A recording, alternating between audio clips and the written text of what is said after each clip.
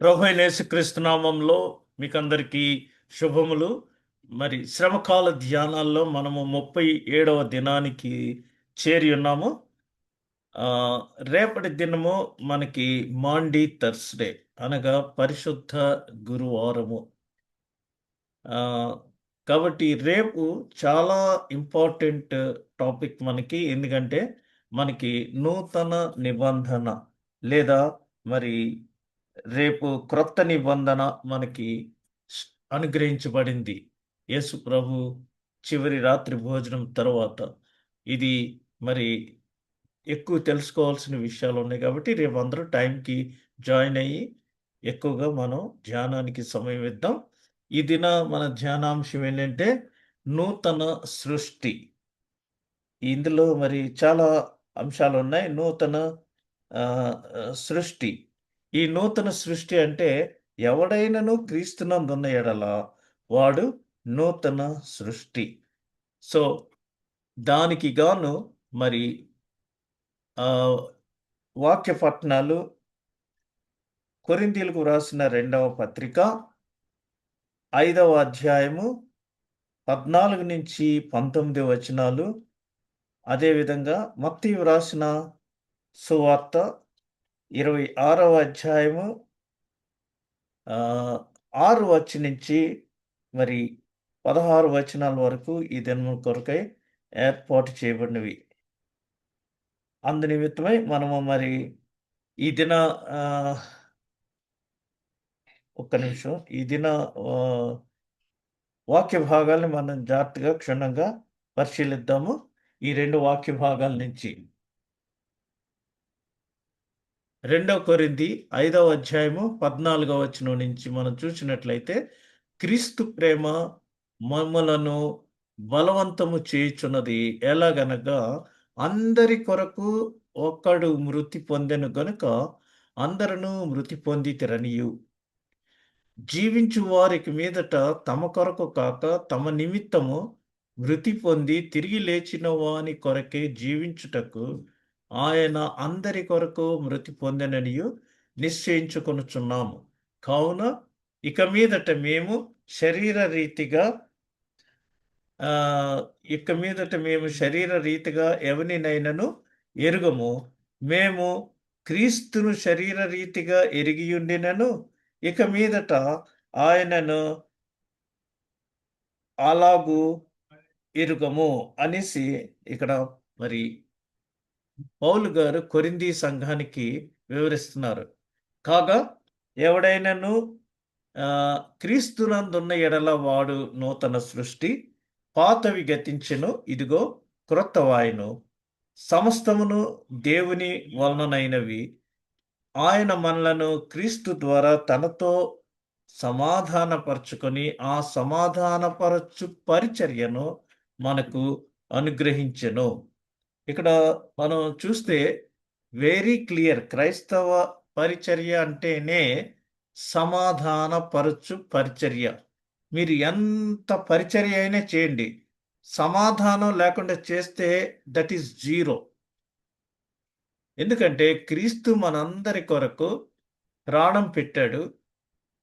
మరలా ఆయన తిరిగి లేవటం వల్ల మనమందరము కూడా జీవము కలిగి తిరిగి లేచిన వారితో మరి మృతి పొంది తిరిగి లేచిన వాని కొరకే జీవించుటకు ఆయన అందరి కొరకు మృతి పొందెననియు నిశ్చయించుకొనుచున్నాము. కాబట్టి ఇక మీదట మరి ఇది ఇలా ఉన్నట్లయితే సమస్తము దేవుని వలనైనవి.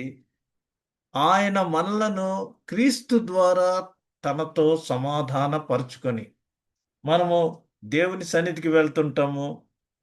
యాజకులు లేదా కాపర్లు మరి మనకి ఎక్సార్టేషన్ చేస్తారు. అంటే గత వారంలో మనము ఎవరితోనైనా సమాధానము లేకుండా ఉన్నచో ముందు నీ అర్పణ అక్కడ పెట్టి వెళ్ళి నీ సహోదరునితో సమాధానపడి అప్పుడు వచ్చి నీ అర్పణ ఇయ్యి.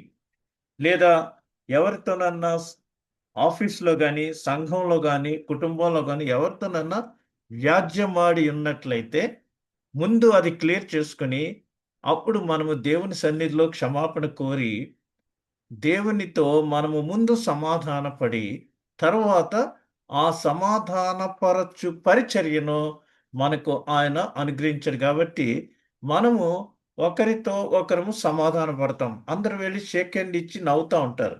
కానీ హృదయం ఎంత క్లారిటీ, ట్రాన్స్‌పరెన్సీ ఉందో మనము చెక్ చేసుకోవాలి. క్రైస్తవులమైన మనము మరి ఈ నిన్నటి దినాన, ఈ దినాన్నయితే యేసు ప్రభు శాస్త్రుల్ని, పరిసయ్యుల్ని విపరీతముగా దుయ్యబట్టారు. ఏమనంటే, వేషధారులారా మీరు సున్నం కొట్టిన సమాధులతో సమానము అని సున్నం కొట్టిన సమాధితో పోల్చాడు. ఎందుకంటే, వారు పైకి చాలా తెల్లగా నిగనిగలాడుతూ కనిపిస్తున్నారు కానీ, ఆ సమాధి లోపట చూస్తే కుళ్ళు ఎముకలు, కుళ్ళు వాసన. మీ హృదయములు కూడా అటువంటివే. వేషధారులారా, ఓరి వేషధారులారా అని ఆయన చాలా మరి శాస్త్రుల్ని, పరిసయ్యుల్ని దుయ్యబట్టాడు. ఎందుకంటే మీకు సొంత వీధుల్లో మీరిలా చేస్తారు. అగ్రపీఠాలు కావాలి సమాజ మందిరాల్లో. ఆ! ఫంక్షన్స్ జరిగితే అందరిని పైన కూర్చోబెట్టాలి ఈ రోజుల్లో అయితే. పైన కూర్చోబెట్టకపోతే ఆళ్ళకి కోపం. ఎందుకు ఇవన్నీ?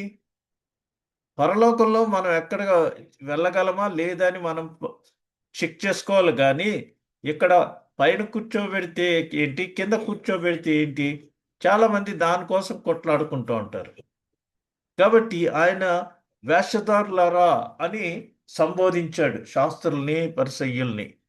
కాబట్టి సమాధాన పరిచర్యను దేవుడు మనకు అనుగ్రహించాడు గానీ, కొట్లాడుకొని చేసే పరిచర్యను దేవుడు మనకు అనుగ్రహించలేదు.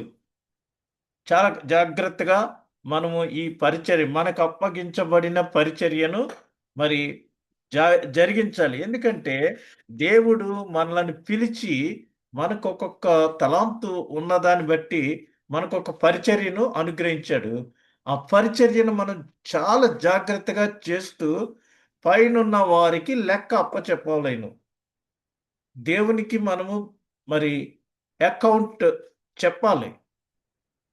మత్తయి సువార్త 25వ అధ్యాయంలో ఆయన తిరిగి వచ్చినప్పుడు, మీరు నా కోసం ఏం చేశారు అని అడిగితే, అప్పుడు మనం మేకల వైపుకెళ్తామా? గొర్రెల వైపుకెళ్తామా? డిసైడ్ చేసుకోవాలి. ఈనాడు సంఘాల్లో ఎలా ఉన్నాయంటే, శనివారం రాత్రుళ్ళు లేదా థర్స్‌డే నైట్ కమిటీ మీటింగ్‌లో ఫుల్లుగా కొట్టుకుంటారు, తిట్టుకుంటారు చాలాను.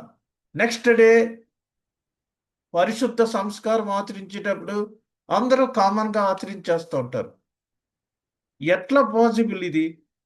సమాధానం లేకుండా దేవుని సన్నిధికి వెళ్ళి పరిశుద్ధ బలులను ఆచరిస్తున్నారు.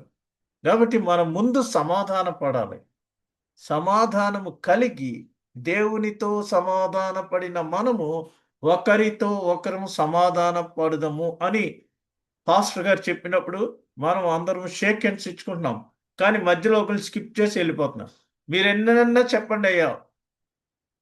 నేను ఆవిడతోటి ఎట్టి పరిస్థితుల్లోనూ సమాధానం పడలేను. మళ్ళీ ఈవిడ పేరు సమాధానమ్మ. ఇటువంటి పరిస్థితులు సంఘాల్లో ఉంటున్నాయి కాబట్టి, మనకి క్రీస్తు ద్వారా తనతో సమాధాన పరుచుకునే ఒకప్పుడు ఆదాము ద్వారా ప్రవేశించిన పాపమునకు మనము ఆ పాపం వలన దేవుని సన్నిధికి దూరం అయిపోయాము. మరి యెహోవా దేవుడు మానవుడు దాటి రాకుండా అగ్ని జ్వాలలను 2 కెరూబుల్ని అక్కడ పెట్టి కాపలా పెట్టారు. అది దాటి మనం వెళ్ళలేం. ఆ విధంగా ఆయన ఏదెను తోటలో నుంచి మానవుని బయటికి పంపించాడు.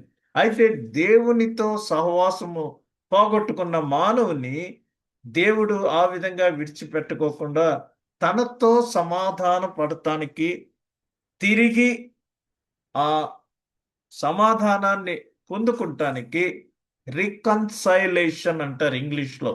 అది పొందుకుంటానికి క్రీస్తును మన మధ్యకు ఒక అంబాసిడర్‌గా, మధ్యవర్తిగా పంపించాడు. కాబట్టి క్రీస్తు ద్వారా తనతో సమాధానపరుచుకున్నాడు దేవుడు. అందుచేత మనము మరి ఎక్కడ పని చేస్తున్నామో అక్కడే ఒకవేళ ఎవరి మీద ఎవరి కోపం వచ్చినా సరే, I'm sorry brother this is not the way అని చెప్పుకోవాలి గానీ నువ్వెంత అంటే దెర్ ఇస్ నో ఎండ్. ఇక్కడ ప్రస్తుతం యుద్ధం అలాగే జరుగుతుంది. మళ్ళా మనం యుద్ధం యెహోవా అని చాలా ఊగిపోతూ డాన్స్ చేస్తూ పాటలు పాడతాం. ముందు యుద్ధానికి కారణం మనం. మనలో ఆ తగ్గింపు నేచర్ లేదు. నిన్నటి దినం మనం తగ్గింపు గురించి మాట్లాడుకున్నాం. ఆయన రిక్తునిగా చేసుకొనెను, అంతగా తగ్గించుకున్నాడు. అలాగా మనందరి కొరకు ఆయన సిలువ వేయబడితే మనము సమాధానం లేని పరిచర్య చేయొచ్చు. మరి తగ్గింపు జీవితం లేకపోతే అప్పుడు సిలువ వేయటం కాదు. ఇప్పుడు మరలా మనము క్రీస్తుని సిలువ వేసిన వారం అవుతాం. సో ఈ విషయంలో మనం జాగ్రత్తగా మరి అవగాహన కలిగి దేవుని పరిచర్యను చేయవలెను. అదేమనగా దేవుడు వారి అపరాధములను వారి మీద మోపక క్రీస్తునందు లోకమును తనతో సమాధానపరచుకొనుచు ఆ సమాధాన వాక్యమును మనకు అప్పగించెను. సో ఆ సమాధాన వాక్యాన్ని మనం అందరికీ పంచుతున్నాము. We're like a newsletter. రోజు ఉదయమే ఈనాడు, మరి ఆంధ్రజ్యోతి, ఆంధ్రప్రభ ఇవన్నీ హిందూ ఎలా వస్తాయో అలాగా క్రీస్తు యొక్క సమాధాన వాక్యమును, సువార్తను ప్రకటించుటకు మనం అందరము పిలువబడి ఉన్నాము. We're the newspaper of Christ. కొరింథీ పత్రికలో ఉంది అది కూడా. కాబట్టి ఇక్కడ ఈ దినము మరి ఈ వాక్యం యొక్క ఎస్సెన్స్, ఈ వాక్యం యొక్క సారాంశం ఏంటంటే, ఇక్కడ ఈ వాక్యం యొక్క అర్థము సువార్తను అంగీకరించమని ప్రజలను ప్రోత్సహించుట. క్రీస్తును అంగీకరించండి, అప్పుడు మీకు మోక్షం కలుగుతుంది. క్రిస్టియానిటీ, క్రైస్తవ మతము ఒక మతము కాదు. ముక్తి మార్గమునకు దారి చూపేదే క్రైస్తవ మతము లేదా క్రైస్తవత్వం. క్రిస్టియానిటీ అంటేనే ప్రేమ. దేవుడు ప్రేమ స్వరూపి అయి ఉన్నాడు. దేవుడు లోకం ఎంతో ప్రేమించాడు. అయితే మనలో మనకి ప్రేమలు ఉండట్లేదు. మీరు ఎన్ని చెప్పండి, ఎంత హార్డ్ వర్క్ చేయండి రాత్రింపగలు, మీరు మీ తోటి వాళ్ళ ఎడల ప్రేమ లేకపోతే మీరు చేసేదంతా కూడా వృధా. బూడిదలో పోసిన పన్నీరుతో సమానం. కాబట్టి ప్రతి ఒక్కరూ స్వపరీక్ష చేసుకొనొచ్చు. ప్రేమ కలిగి ఒకరి ఎడల ఒకరు సమాధాన పరిచర్య చేయవలన గాని కొట్లాడుతూ పరిచర్య చేస్తే అది దేవునికి మరి లెక్కలోకి రాదు. మరి మనము దేవునికి దూరం అయిపోతాం అలా చేయటం వల్ల. ఒకడు అందరి కొరకు మరణించినచో అప్పుడు అందరూ మరణించిన వారే.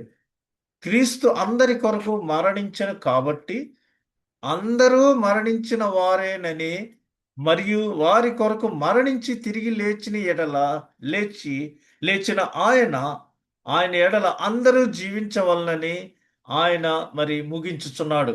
Is concluding with this. ఎలా అంటే క్రీస్తు మనందరి కొరకు మరణించాడు కాబట్టి మనము కూడా మరణించిన వారమే. ఆయన పాపము విషయములో మనము క్రీస్తుతో కూడా మరణించి మరలా ఆయన తిరిగి లేచి ఆయన ఎడల అందరూ క్రీస్తులో మనం అందరము జీవించుచున్నాము.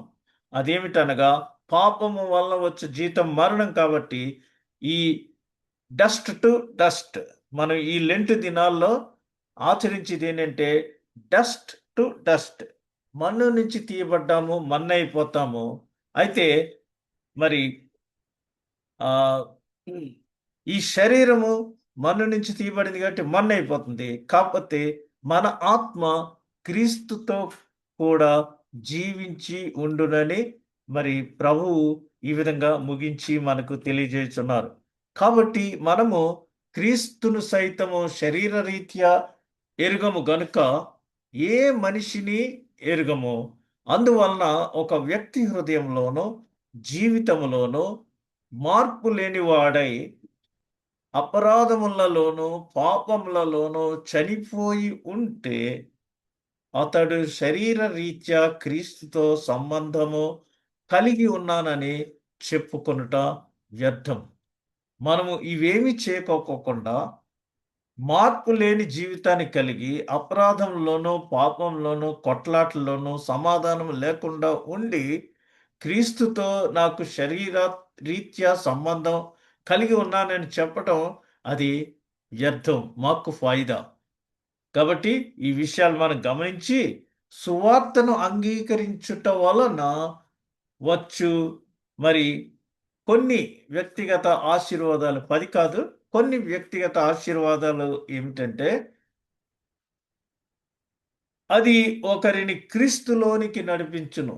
మీరు ఎప్పుడైతే వినుట వలన విశ్వాసము కలుగునో, విశ్వాసము వలన అది కార్యము జరుగుతుంది.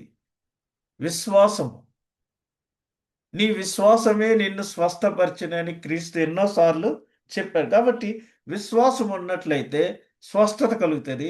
విశ్వాసం ఉన్నట్లయితే మనము క్రీస్తులోనికి నడిపించబడతాం.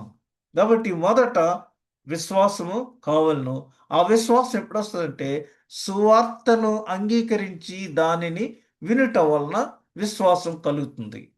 అంగీకరించటం వల్ల అప్పుడు మనము క్రీస్తులోకి నడిపించబడతామో. క్రీస్తులోకి నడిపించబడినప్పుడు ఎవరైతే క్రీస్తులో ఉంటారో అతడు నూతన సృష్టి. Everything is changed, everything will be changed.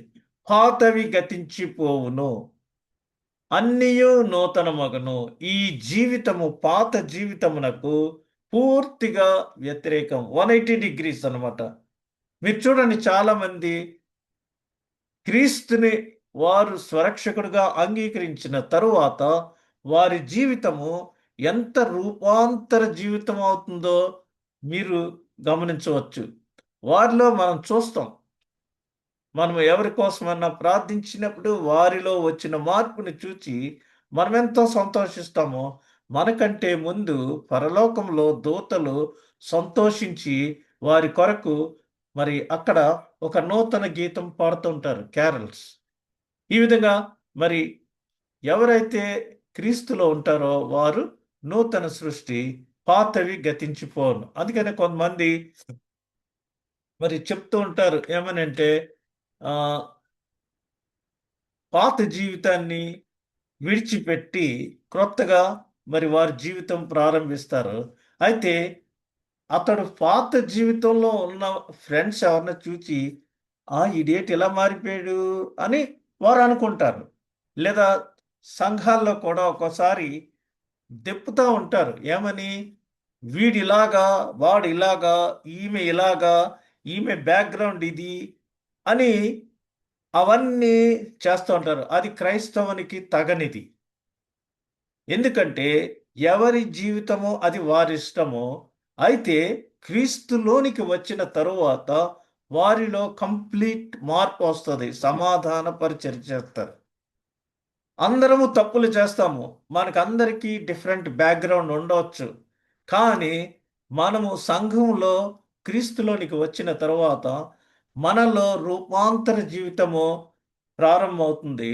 మరి దానికి గొంగళి పురుగుకిని, సీతాకోక చిలుకకి ఎంత డిఫరెన్స్ ఉంటుందో అంత తేడా ఉంటుంది. అయితే సంఘంలోనికి వచ్చిన తరువాత ఈడొకప్పుడు ఇలాగున్నాడు, ఈమె ఒకప్పుడు ఇలాగుంది అని చెప్పటం అది పద్ధతి కాదు. పాతవి గతించిపోవును, అన్నీయు నూతన మగును. ఈ నూతనమయిన తర్వాత మరలా కుక్కలాని వాంతి చేసుకుని తిన్నట్టు పాతవి గురించి మాట్లాడటము అది తప్పు. మనము వారిని మరి అలా అలౌ చేయకూడదు. ఎందుకంటే మనం ఎంకరేజ్ చేయాలి. మనం ముందుకే వెళ్ళాలి. నాగలి పట్టిన వాడు, నాగలి మీద చేయి వేసిన వాడు వెనక్కి చూడడు. క్రీస్తు ఏం చెప్తున్నాడు? I have decided to follow Jesus. No turning back, no turning back. కాబట్టి వెనక జీవితాన్ని మనం ఇంకా గుర్తు చేసుకోము. Deleted completely. ఏది మనకి ఇక్కడ ఏమంటారు దాన్ని? ఏదో బాక్స్ ఉంటది కదా! అది కాదు. అందులోంచి కూడా టోటల్‌గా డిలీట్ అయిపోయింది. డిలీట్ చేసేస్తాం పాత జీవితాన్ని. క్రీస్తులో ఉన్నప్పుడు మనము నూతనమగుతాము. ఇక రూపాంతర జీవితాన్ని మనం జీవిస్తున్నాం కాబట్టి పాతవి గుర్తు చేసుకోనవలసిన లేదు. అన్నియు దేవుని నుండి వచ్చినవి, సమస్తమును దేవునివైనవి. దేవుని వల్ల అయినవి, ఆయన మనలను క్రీస్తు ద్వారా తనతో సమాధానపరుచుకొని, through Christ we have this reconciliation. తిరిగి సమాధాన పడుట. రీకన్సైలేషన్ అంటే తిరిగి సమాధాన పడుట. ఇప్పుడు 2 దేశాలు యుద్ధంలో ఉన్నాయి. ఆ 2 దేశాలు యుద్ధం మానేసినప్పుడు వారిరువురు వచ్చి తిరిగి సమాధాన పడటాన్నే రీకన్సైలేషన్. ఒకప్పుడు దేవునితో మానవునికి ఎటువంటి సంబంధం లేదు. ఆ విధంగా మానవులందరూ నశించిపోవటం దేవునికి ఇష్టం కాక, మరి తన స్వకీయ కుమారుడినే మన కొరకు పంపించి, ఆయన ద్వారా, ఆయన శిలువ మరణం ద్వారా మనల్ని ఆయన దగ్గరకు చేర్చుకున్నాడు.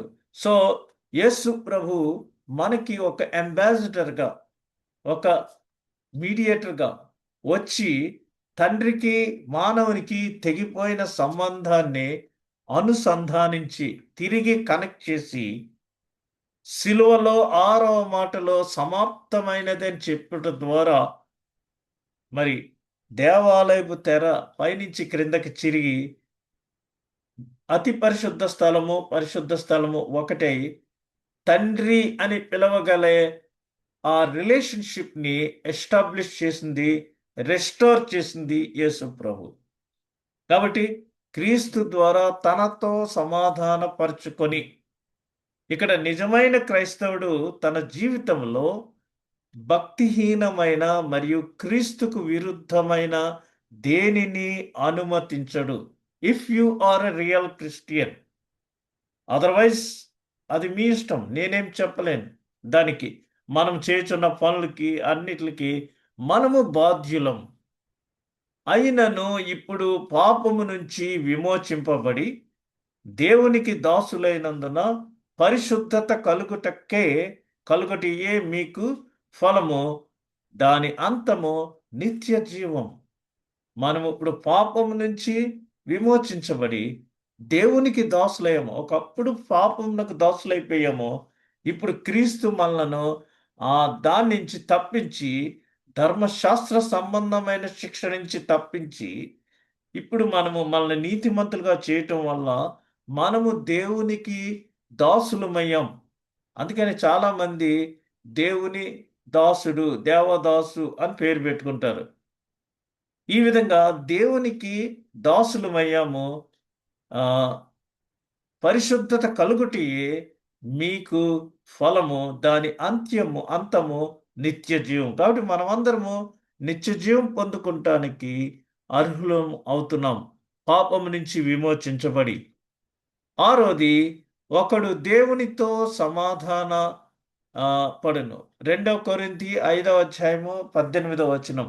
ఏలయనగా శత్రువులమై ఉండగా ఆయన కుమారుని మరణము ద్వారా మనము దేవునితో సమాధాన పరచబడిన ఎడల, సమాధాన పరచబడిన వారమై ఆయన జీవించుట చేత మరి నిశ్చయంగా రక్షించబడదాం.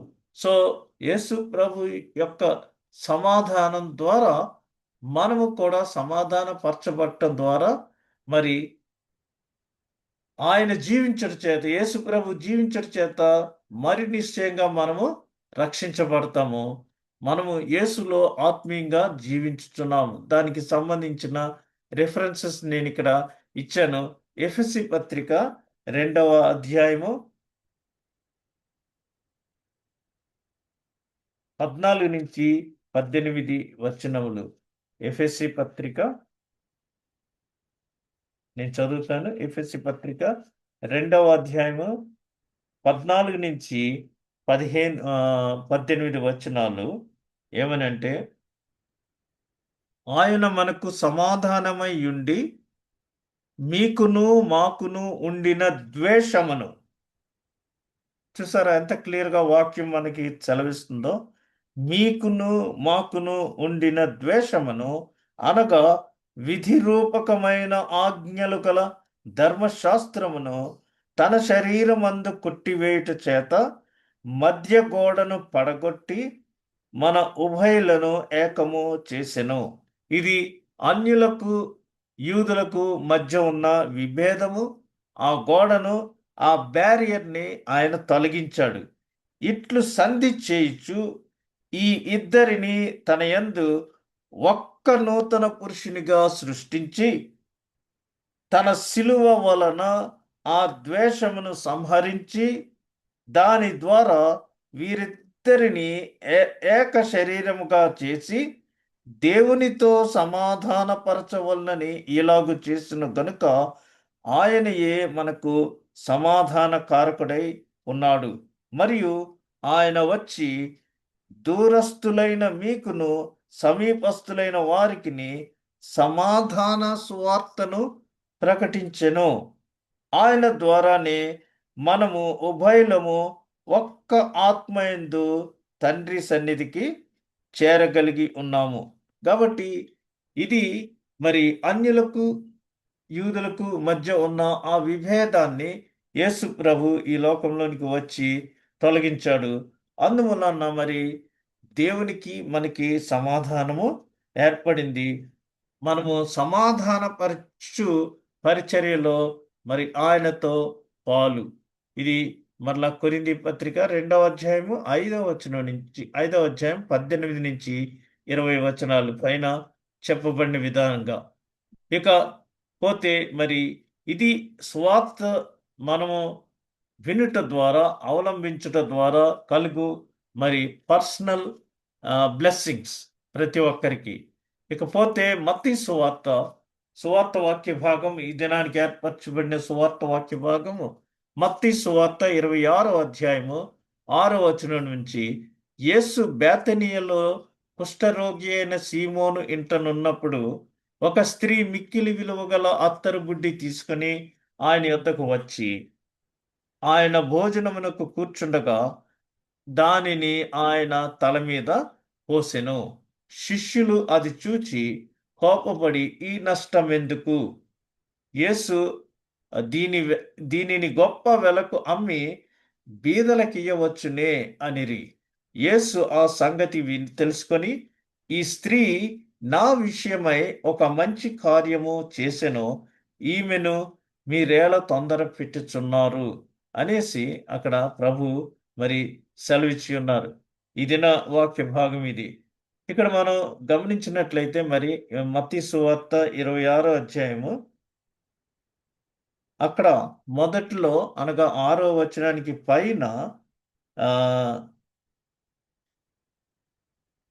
2వ వచనంలో ఉంది చూడండి.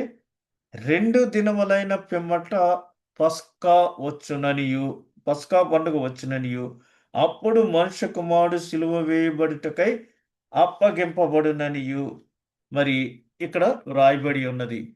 ఇక మనం ఈ బీదలు ఎల్లప్పుడూ మీతో కూడా ఉన్నారు, కానీ నేను ఎల్లప్పుడూ మీతో కూడా ఉండను.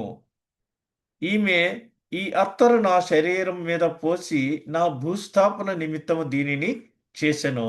సర్వలోకమందు ఈ సువార్త ఎక్కడ ప్రకటింపబడునో అక్కడ ఈమె చేసినదియు ఈమె జ్ఞాపకార్థంగా ప్రశంసించబడునని మీతో నిశ్చయంగా చెప్పుచున్నానని వారితో చెప్పాను. మరి మనం ఈ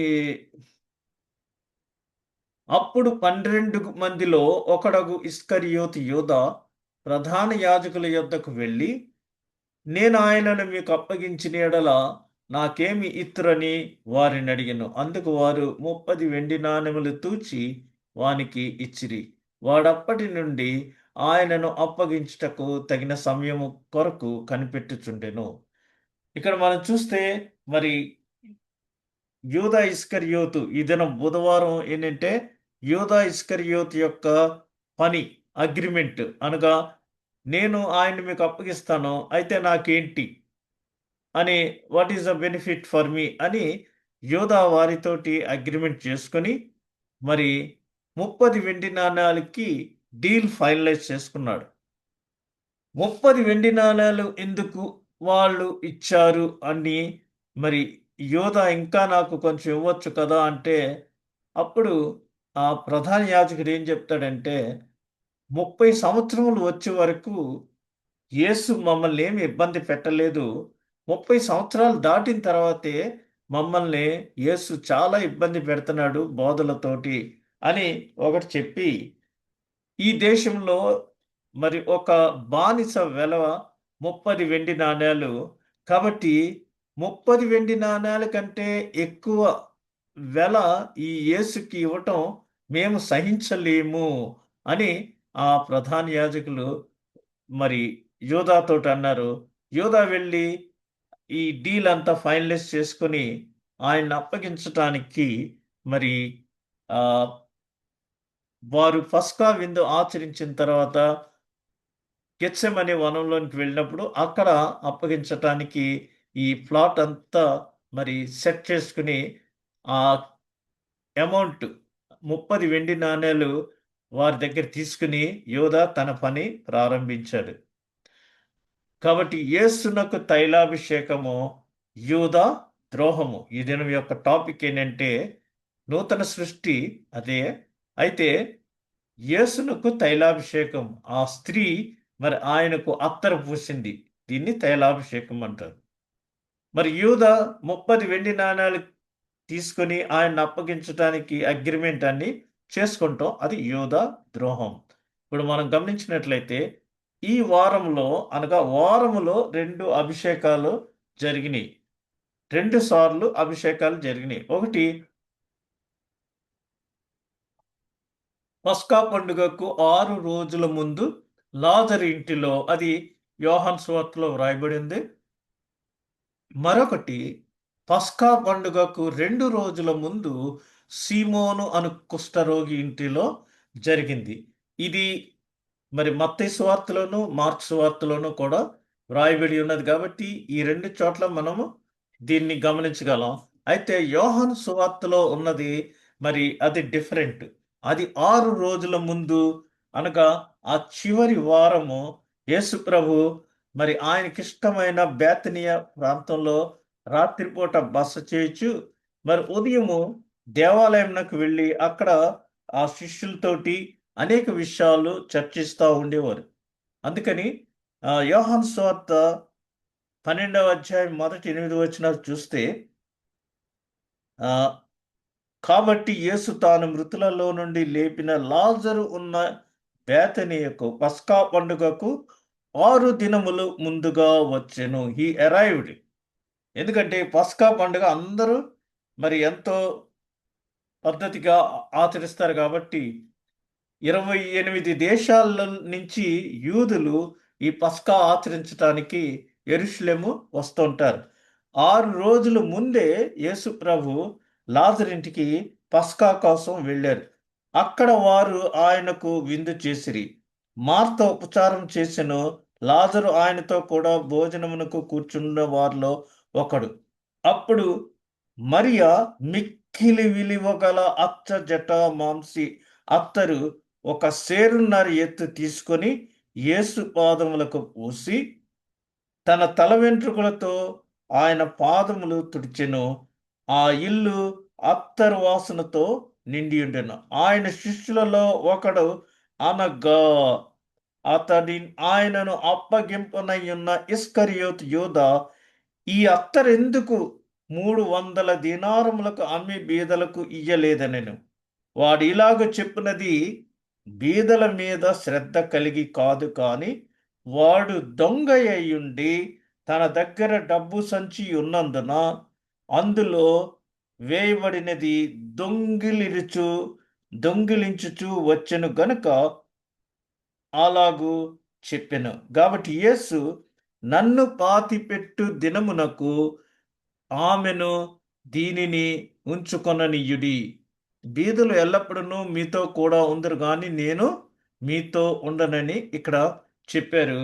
అయితే మత్తయి సువార్తలో మరి 2 రోజుల ముందు సీమోను అను కుష్ఠరోగి ఇంట్లో, అది మత్తయి సువార్తలో 26వ అధ్యాయంలో 2 రోజుల ముందు అక్కడ మరి కుష్ఠరోగి అయిన సీమోని ఇంటికి వచ్చి అక్కడ ఆయన బస చేస్తున్నారు.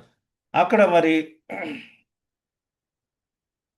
బస చేస్తున్నప్పుడు అక్కడ కూడా తన శిష్యులు ఆమె మీద కోపపడిరి అని ఉంది.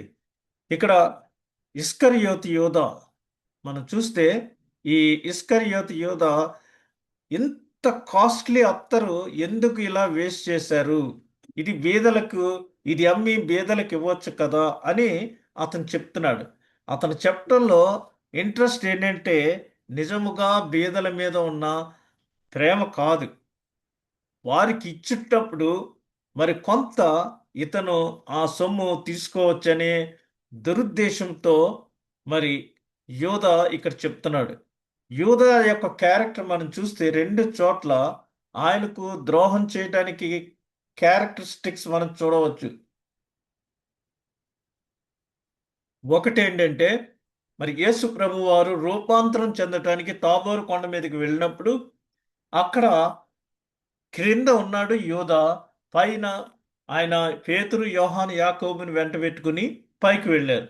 అక్కడ రూపాంతరం చెందుతున్న సమయంలో దయ్యం పట్టిన వాడిని ఒకడిని క్రింద తీసుకుని వచ్చి వెయిట్ చేస్తుంటే అప్పుడు యూదా ఏం కావాలి అనేసి యూదా ఇంట్రాక్ట్ అయ్యి ఆ ఆ పెద్ద ఆయనే రావాలేటి మేము చూస్తాం పట్రా అని, అంటే తను మరి సుప్రిమేసీ ఫీల్ అవుతూ మేము చేయగలము ఆయనే నేటి అని ఒక రకమైన ఆ, మరి మనస్సు అతనికి మైండ్ సెట్ ఉంది. ఇలా తీసుకురా మేము చేస్తాం అని తీసుకొస్తే అది దెయ్యము అతన్ని వదిలి వెళ్ళలేదు. నేను వెళ్ళను అంటుంది. అప్పుడు అతను మరి ఏం చేయాలో తెలియక యేసు ప్రభు కిందకొచ్చి వరకు వెయిట్ చేసి నీవేమైనను ఈ దెయ్యాన్ని పోగొట్టగలవేమో అని నేను వేచి ఉన్నాను అన్నప్పుడు నమ్ముట నీ వలనైతే సమస్తము సాధ్యం, ఇలా తీసుకురా అని అప్పుడు యేసు ప్రభు ఆ దెయ్యాన్ని వెళ్ళగొట్టాడు. మరి మేమెందుకు వెళ్ళగొట్టలేకపోయాం ప్రభు అని అడిగితే మీరు ఎంతకాలం ఇంకా నా దగ్గరుండి ఇవి నేర్చుకోరు, మీకు ఆవగింజ అంత మరి విశ్వాసం ఉన్నా సరే ఈ కొండను సముద్రంలోకి వెళ్ళి పడమంటే అది పడుతుంది అనేసి ఆయన తన శిష్యుల్ని మందలించారు. ఆ విధంగా ఇక్కడ మరి డబ్బు సంచి అతని దగ్గర ఉంటుంది కాబట్టి ఎందుకు ఈమె ఇలా వేస్ట్ చేస్తుంది, ఇంత కాస్ట్లీ అత్తరు, ఇది అమ్మి మరి ఏ అనాథాశ్రమంకో ఇవ్వచ్చు కదా అని ఇతను మరి ఆ పేదవాళ్ళకి ఇవ్వచ్చు కదా, పేద పిల్లలకి ఇవ్వచ్చు కదా అనేసి యోధ చెప్తున్నాడు. కానీ అతని ఉద్దేశము అది కాదు. అందులో ఆ ధనము అక్కడ ఇచ్చుటలో మధ్య కొంత కొట్టేయచ్చనే ఉద్దేశంతో. కాబట్టి ఈ యోధా యొక్క క్యారెక్టర్స్ అన్ని మనం చూస్తే చివరి వరకు యేసును అప్పగించే మైండ్ సెట్ ఉన్న క్యారెక్టర్గా మనము మరి గమనించవచ్చు. ఆమె తీసుకుని వచ్చిన అచ్చ జట మాంసి అత్తరు దానికి ఉన్న విలువ 300 దీనారములు ఆ రోజుల్లో. మరి అది దాన్ని ఏమంటారంటే ఇంగ్లీష్లో అలబాస్టర్ బాక్స్, అలబాస్టా అని పిలువబడే వివిధ ఆకారములు మరియు పరిణామముల మృదువైన తెల్లని పాలరాతితో తయారు చేయబడింది.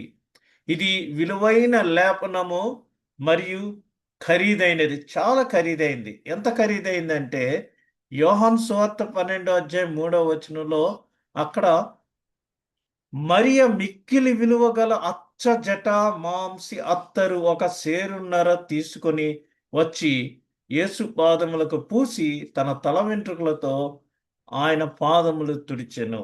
ఆ ఇల్లు ఆ అత్తరు వాసనతో నిండెను. ఈ అత్తరెందుకు 300 దీనారములకు అమ్మి బీదలకు ఇయ్యలేదనెను. ఎవరంటే మన యూదా. ఈ అలబాస్టర్ బాక్స్ లేదా ఈ స్పైక్నాడ్ ఆయిల్, ఇది మరి స్పైక్నాడ్ అనేది ఇది రెండు గ్రీకు పదముల యొక్క కలయిక, రెండు పదాల యొక్క కలయిక, కాంప్లెక్స్ వర్డ్ అన్నమాట. ఒకటి నాడ్స్, రెండోది పిస్టికోస్. ఈ రెండింటిని కలిపి స్పైక్నాడ్ అనేసి పిలుస్తూ ఉంటారు. ఇది దిగుమతి చేసుకొనబడుచున్నది ఈ స్పైక్నాడ్ అనేది. ఈ స్పైక్నాడ్ అనే దాంట్లో మరి ఈ రెండు ఐటమ్స్, ఒకటి నేపాల్లో ఉన్న హిమాలయ పర్వతాల్లో దొరుకుతుంది, ఇంకొకటి వేరేది పాకిస్తాన్‌లో సింధు నది ఒడ్డున ఇంకొకటి దొరుకుతుంది. ఈ 2 కలిపి మరి అలబాస్టర్ అచ్చ జటామాంసి అత్తరు కింద ఇది తయారు చేయబడి ఒక 30 ఎంఎల్ $38,000 ఈ రోజు రేటు. మనము మామూలుగా మరి హ్యూగో బాస్ గాని ఏదైనా తీసుకుంటే 100 ఎంఎల్ ఉన్న హ్యూగో బాస్ అది మినిమం 100 ఎంఎల్ ఉన్నది. కొన్నిసార్లు 150 ఉంటది. కొన్నిసార్లు 50 ఉంటది. 100 ఎంఎల్ ఉన్న హ్యూగో బాస్ వచ్చి మనకు సుమారుగా 28 దీనార్లు ఉంటది. కానీ ఇది 30 ఎంఎల్ $38,000. అంటే మరి అదొచ్చి మనం కొనేది అప్రాక్సిమేట్‌గా 100 ఎంఎల్ వచ్చి $100. ఇది 30 ఎంఎల్ వచ్చి $38,000. అంత ఖరీదైన మరి అత్తరు ఇది. ఈ అత్తరు ఏ విధంగా ఉంటదంటే, మరి మామూలుగా మనకి మూత బిగించి స్ప్రే కొట్టుకునేటట్టుగా ఉండదు. ఇది ఒక చక్కటి చలువరాతి మధ్యలో ఒక పేపర్ వెయిట్ ఎలా ఉంటుందో అలాగా అందులో ఈ లేపనము ఫిక్స్ చేసి అదంతా ఒక రాయి కింద క్యాష్ చేసి అమ్ముతారు. అది మామూలుగా ఇలా పెట్టినప్పుడు దాని వాసనేమి బయటికి రాదు. ఎందుకంటే ఇట్ ఈస్ సీల్డ్. అయితే ఇండ్లల్లో ఇది 2, 3 తరాల వరకు ఒక గిఫ్ట్ కింద కంటిన్యూ అవుతూ ఉంటది. ఇంట్లో ఎవరైనా ఒక ముఖ్యమైన వ్యక్తి మరి వివాహ సమయంలో గాని, లేదా మరి అతడు మరణించినప్పుడు గాని, ఇది ఈ బాక్స్ అలబాస్టర్ బాక్స్ అనేది ఒక్కసారి పగలగొడటమే. One time use only. అది పగలగొట్టినప్పుడు ఆ దాని మధ్య ఉండే అత్తరు బయటకు వచ్చి ఆ ఇల్లంతయు ఫ్రాగ్రెన్స్ తోటి, పరిమళముతోటి, సువాసనతోటి నింపేస్తది. అయితే ఇది ఒక్కసారి పగలగొట్టటానికి మాత్రమే పనికి వస్తుంది. వన్స్ యూ బ్రేక్ మరలా అది ఇంక యూజ్ కాదు. అంత విలువైనది, అంత ప్రతిష్టాత్మకమైనది 2, 3 తరాల నుంచి ఆమెకు ఆస్తిగా వచ్చిన ఈ అలబాస్టర్ బాక్స్ అనగా ఈ అచ్చజట మాంసి అత్తరు మరి ఆమె తీసుకొని వచ్చి మత్తయి సువార్తలో గాని, లేతే యోహాను సువార్తలో గాని ఒకళ్ళు 2 రోజుల ముందు అభిషేకించారు. ఒకళ్ళు 6 రోజుల ముందు అభిషేకించారు. ఆ విధంగా తీసుకొని వచ్చి అక్కడ ఆ గదిలో అది పగలగొట్టి అది యేసు పాదములకు పూసి ఆమె తల వెంట్రుకలతో దాన్ని తుడుస్తున్నది. అయితే ఇక్కడ మనం చూస్తే వాక్య భాగంలో రోమా పత్రిక మొదటి అధ్యాయము 21వ వచనము.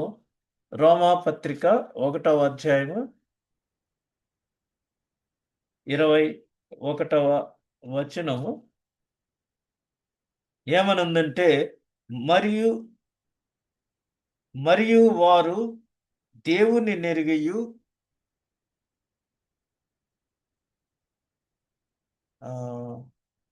ఇక్కడ ఈ వాక్య భాగము మరి రాంగ్ ఇది అధ్యాయము. దేవునిని మహిమపరచలేదు, కృతజ్ఞతాస్తుతులను చెల్లింపలేదు గాని తమ వాదములు యందు వ్యర్థులైరి. రెండవ వాక్య భాగము 25వ వచనము, అట్టివారు దేవుని సత్యమును అసత్యమునకు మార్చి సృష్టికర్తకు ప్రతిగా సృష్టమును పూజించి సేవించిరి. యుగ యుగములు వరకు ఆయన స్తోత్రార్హుడై ఉన్నాడు. ఆమెన్. అందరూ పాపము చేసి మరి దేవుడు అనుగ్రహించు మహిమను పొందలేకపోతున్నారు.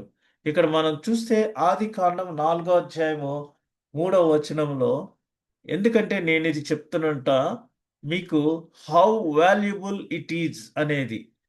అది ఆమె ఆయనను ఆరాధించిన విధము, ఆయనకు పూజించిన విధము, ఆయనకు సబ్మిట్ చేసుకున్న విధము, అలాగే పై వచనంలో కృతజ్ఞతాస్తుతులు చెల్లింపను లేదు గాని వారి తమ వాదముల యందు వ్యర్థులైరి, దేవునిగా మహిమపరచలేదు. ఇక్కడ ఈ స్త్రీ ప్రభువును మహిమపరిచింది. ఎలా అంటే అత్తరు పూసి ఎలా పూజించిందంటే చూడండి, మరి కయీను పొలము పంటలో కొంత యెహోవాకు అర్పణగా తెచ్చెను. హేబెలు కూడా తన మందలో తొలిచూలు పుట్టిన వాటిలో క్రొవ్విన వాటిని కొన్ని తెచ్చెను. యెహోవా హేబెలును అతని అర్పణను లక్ష్యపెట్టెను. కయీనును అతని అర్పణను ఆయన లక్ష్యపెట్టలేదు. కాబట్టి కయీనుకు మిక్కిలి కోపం వచ్చి అతడు తన ముఖము చిన్నబుచ్చుకొనగా. చాలామంది ఏం చేస్తుంటారంటే చెల్లని కాయిన్స్, చిరిగిపోయిన నోట్లు దేవునికి అర్పణగా తెస్తూ ఉంటారు. మరి హైందవులైతే దేవునికి ఫలములు, పుష్పములు పెడుతుంటారు అక్కడ. ఆ ఫలములు అన్నిటికంటే లీస్ట్ సైజ్. మనకు అందుకనే అరటిపళ్ళు చక్కగా చిన్నవి కావాలంటే దగ్గరికి వెళ్ళి అమ్మేవాడి దగ్గరికి దేవుడి అరటిపళ్ళు ఉన్నాయంటే వెంటనే వాడు చిన్న అరటిపళ్ళు ఇస్తాడు. అంటే మనము దేవునికి అర్పించే కానుక విషయంలో మన బుద్ధి, మన మైండ్ సెట్ ఎలా ఉంటుందంటే అన్నిటికంటే చీప్, అన్నిటికంటే ఎందుకు పనికిరానిది దేవునికి మనం ఇస్తున్న విధంగా ఇస్తున్నాము. కానీ మనం ఇచ్చే అర్పణ శ్రేష్టమైనదిగా ఉండాలి.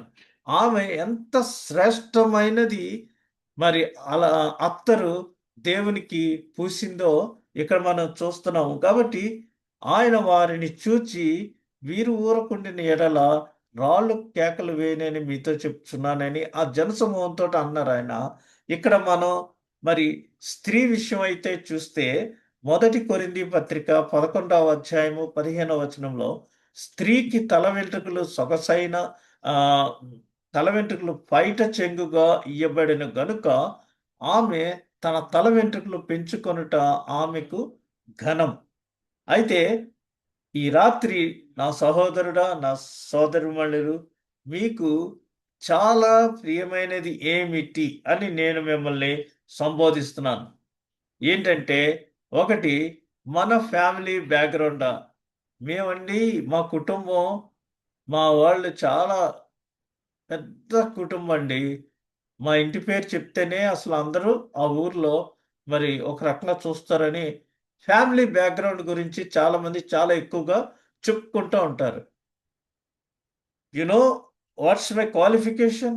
నా అర్హత ఏమనుకుంటున్నారు? నేనేం చదివాననుకుంటున్నారు? నేను ఏ కాలేజీ నుంచి వచ్చాననుకుంటున్నారు? అని కొంతమంది గొప్ప చెప్పుకుంటూ ఉంటారు. కొంతమంది నాకెన్ని సంవత్సరాల ఎక్స్‌పీరియన్సో తెలుసా మీకు? నేను ఎన్ని సార్లు బైబిల్ చదివానో తెలుసా మీకు? అని కొంతమంది చెప్తుంటారు.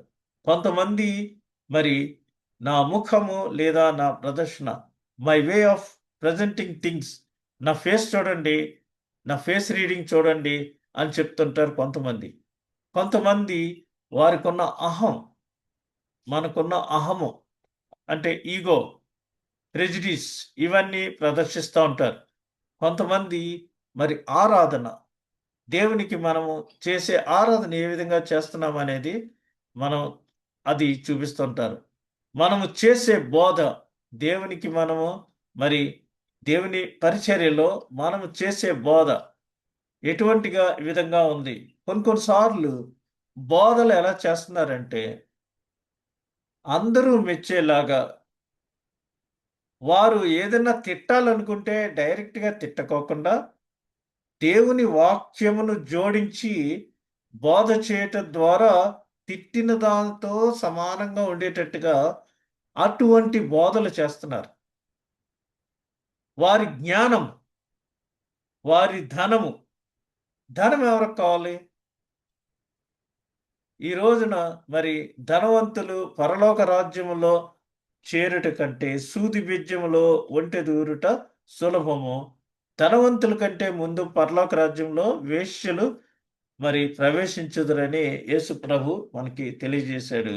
మన అహంకారం, అవర్ ప్రెజుడిస్ ఇవన్నీ కూడా మీకు కీర్తి తెచ్చే విషయములు ఏమిటి? కీర్తి ఇచ్చే విషయం ఏంటి? అని ఈ దినము మనల్ని మనము మరి ప్రశ్నించుకోవాల్సిన పరిస్థితి ఉన్నది. ఎందుకంటే మరి ఇక్కడున్న ఈ లక్షణాలన్నీ ఫ్యామిలీ బ్యాక్గ్రౌండ్ ఇవన్నీ మనం సంఘంలో పరిచయం చేసేటప్పుడు ఇవన్నీ మనం ప్రశ్నించుకుని మరి దానికి తగిన విధంగా మన యొక్క ప్రవర్తన ఉండాలి. ఒక క్రమం ప్రకారంగా మనము బిహేవ్ చేయాలి. మరి ధనము వ్యర్థమని నేను మీతో చెప్తున్నాను.